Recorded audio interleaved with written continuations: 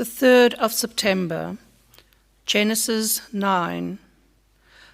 God blessed Noah and his son and said to them, "Be fertile and multiply and fill the earth.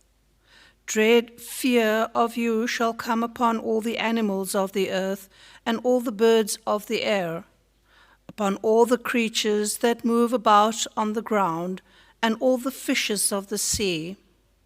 Into your power they are delivered. Every creature that is alive shall be yours to eat. I give them all to you as I did the green plants. Only flesh with its lifeblood still in it you shall not eat. For your own lifeblood too I will demand an accounting.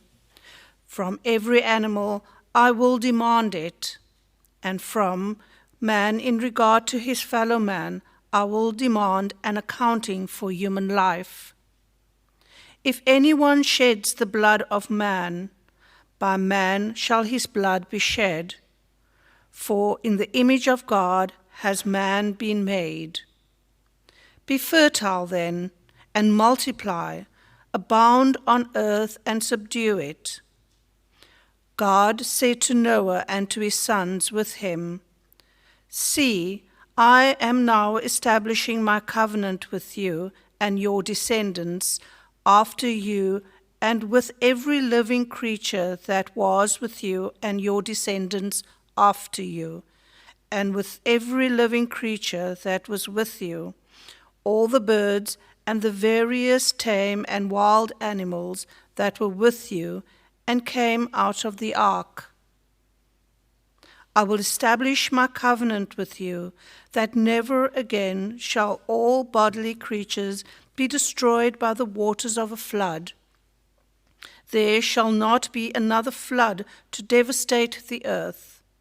God added, "This is a sign that I am giving for all ages to come, of the covenant between me and you and every living creature with you.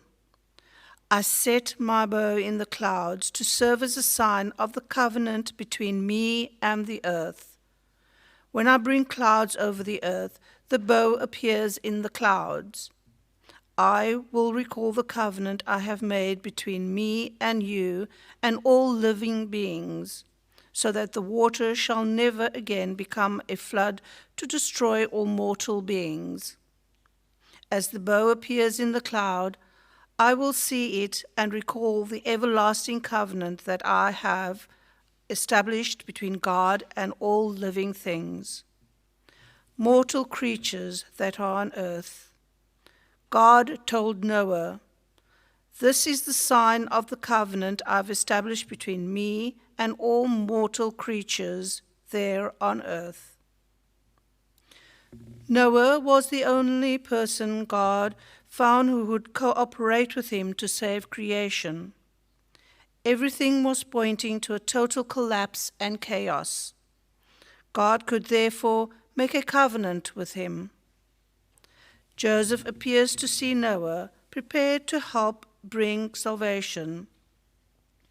Creation was waiting to be redeemed. It started with a pure and orderly heart. It had its foundation in the unwavering faith of Joseph, and it was infused with the love of Joseph for God. With Joseph to help him, God could put his plan into place when the final hour had come.